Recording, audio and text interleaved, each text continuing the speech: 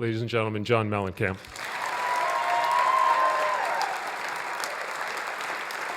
Now, in many ways, for this new record, there was this conjuring of the spirit of the young, rebellious Elvis Presley, because you recorded at Sun. Right. And you actually stood in Sun's studio. Sam Phillips put a mark. It's actually an X made with gray electrical tape.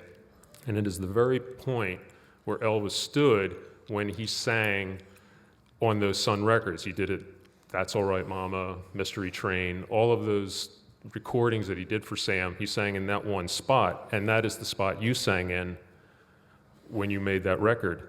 But when you were growing up, how much did Elvis mean to you? Because he, by then, probably in the late 60s when you were a teenager and just before you started your career as a singer, he would have been about kind of bad movies and karate moves. And he was sort of like a guy, he was almost like an icon of untamed youth who ultimately couldn't turn to Colonel Parker and say, "No way, Dutchman." Well, I started enjoying music at a very young age, and my parents were very young. It's a little embarrassing to say, but my parents have a picture of me with when I was probably about 5 or 6, and I had sideburns taped on to try to look like Elvis. So, I remember when he was, rebellious and they wouldn't show him from the waist down and all that kind of stuff. So the fact that he grew up to be something that was not hip at the time really had no, effect on me because the first cut was the deepest with that guy. So. When you stood on that spot and sang, I was at one of those sessions, and standing in back of you as you were singing, the commitment was clear, and obviously the setting had a very strong effect. What were you feeling as you stood on that X and sang into that mic when you sang things like West End, Save Some Time for Me, Easter Evening?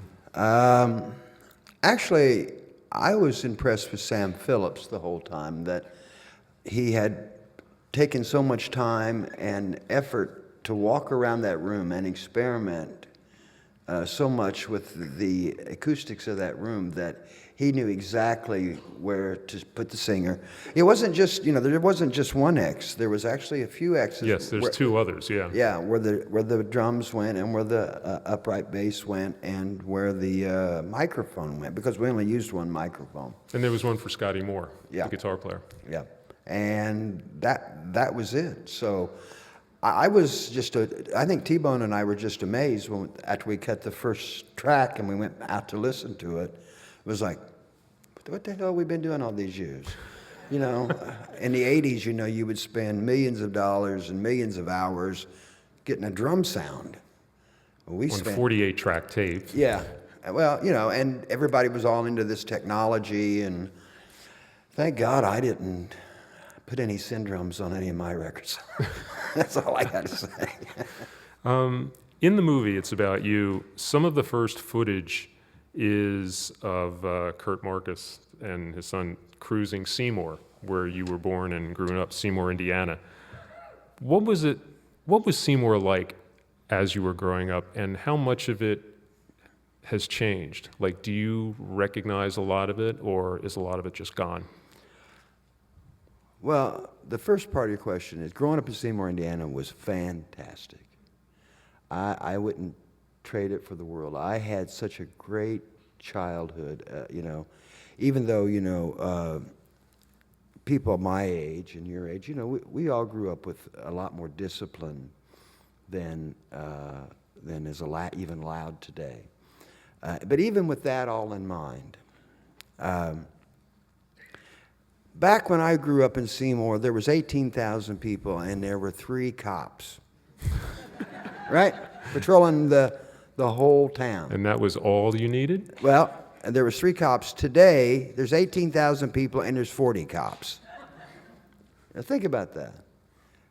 So life was a lot freer, a lot easier. Get away with a lot more shit, than you can. Because I got 40 cops in that town now. It's like, what are they doing? I mean, because 3 took care of all of us when I was a kid. Yeah. And, there was a lot more kids, baby boomers, But it was fantastic, because there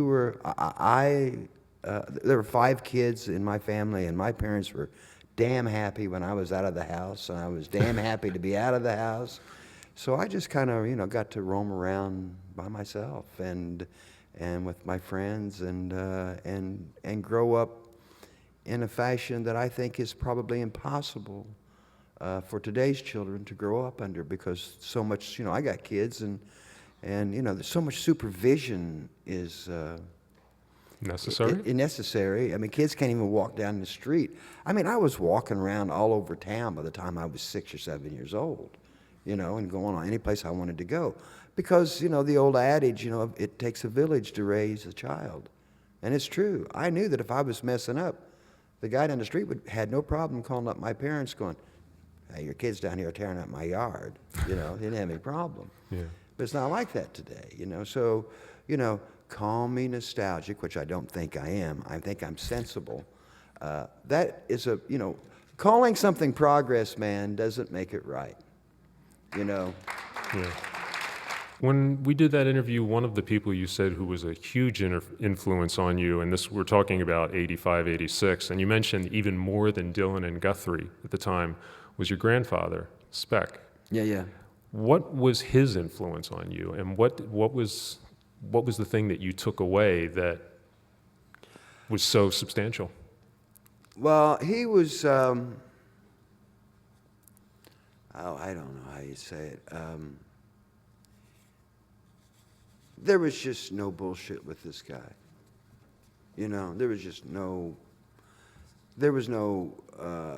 he wasn't kidding. He wasn't fooling around.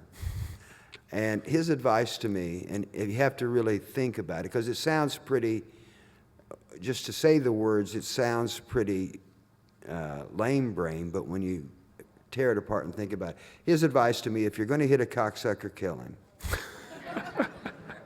That was his advice to me. If you're going to hit a cocksucker, kill him. And it sounds like terrible advice, but actually it's very great. Colorful.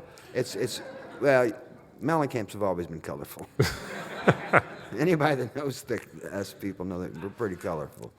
But he was right, What he was saying is that there's no point and he could never articulate this in his fashion, but there was no point of starting an endeavor of any fashion or any sort unless you plan to follow through with it to the end and take it to its completion.